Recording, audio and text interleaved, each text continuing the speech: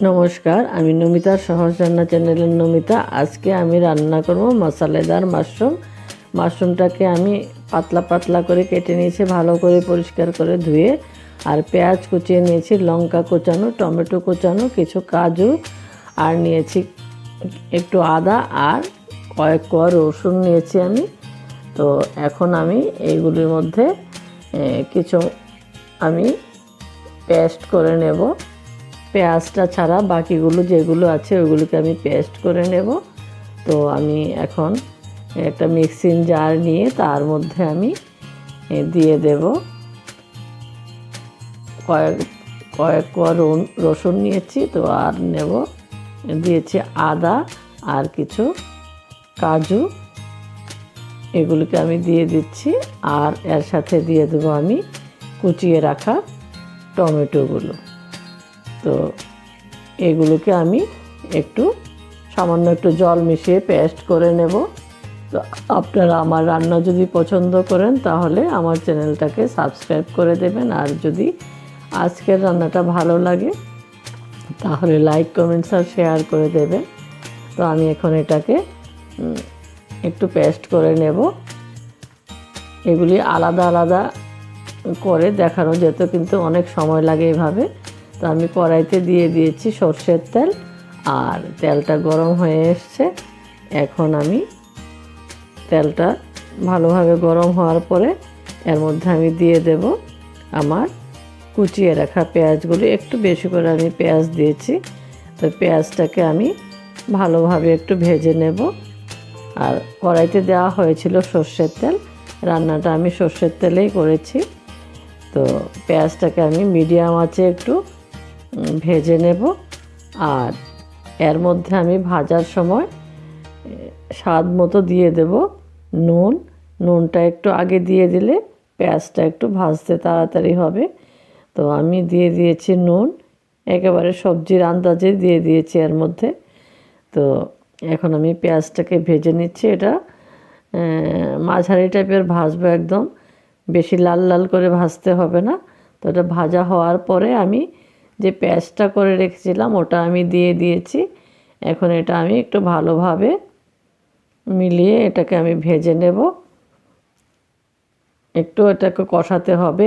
এই সবজিটা রান্নার পুরো স্বাদটাই মশলাটা কষানোর উপর হয়, বাকি অন্য কিছু না। তো মশলাটাকে একটু সময় লাগিয়ে কষিয়ে নিতে হবে। তার মধ্যে দিয়ে দিয়েছি আমি হলদি পাউডার, আর দিয়ে দিলাম একটু যেটা ঝাল হয় ওই লাল লঙ্কা পাউডার।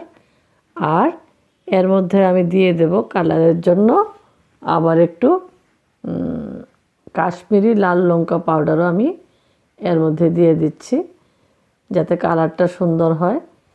খেতে ভালো হবে, আর কালারটা সুন্দর হলে তখন দেখতে ভালো হলে খেতেও আরও বেশি ভালো লাগে। লাল লঙ্কাটা আমি দিয়ে দিয়েছি।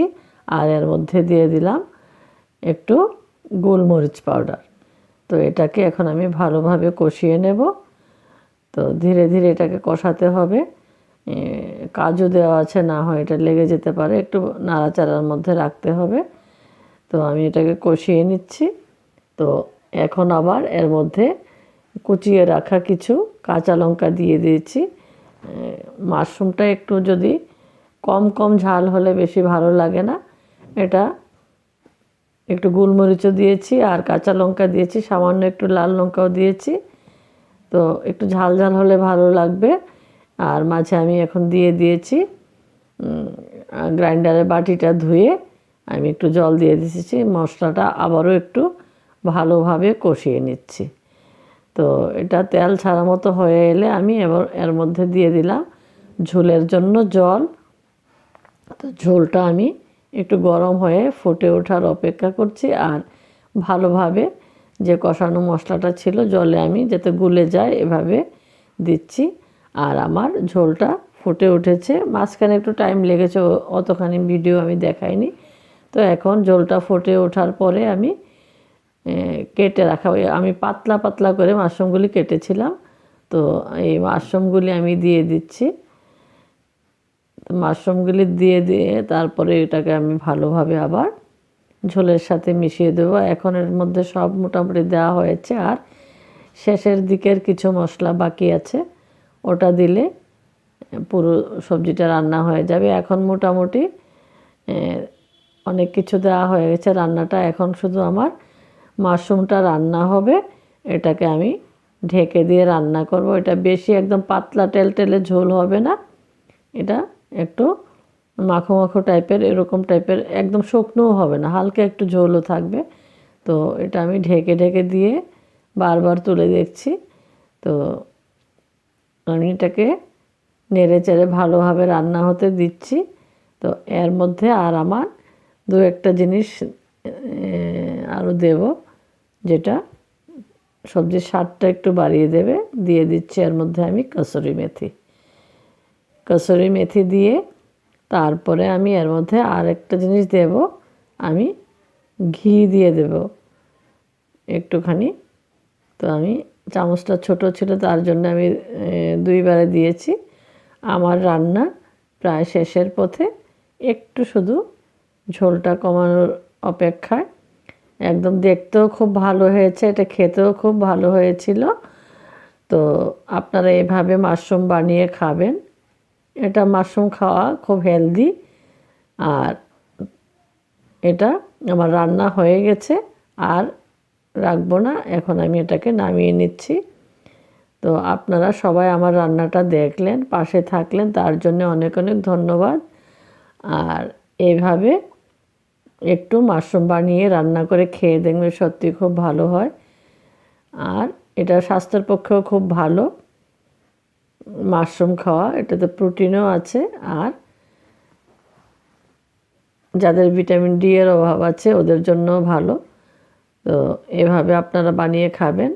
সবাই ভালো থাকবেন, সুস্থ থাকবেন। আর এর মধ্যে বেশি তেল তো দেওয়া হয়নি, যা মশলা দেওয়া হয়েছে কম কম করে দেওয়া হয়েছে। এভাবে বানিয়ে খাবেন, দেখবেন খুব ভালো লাগে। সবাই ভালো থাকবেন, সুস্থ থাকবেন। এতক্ষণ পাশে ছিলেন তার জন্য অনেক অনেক ধন্যবাদ।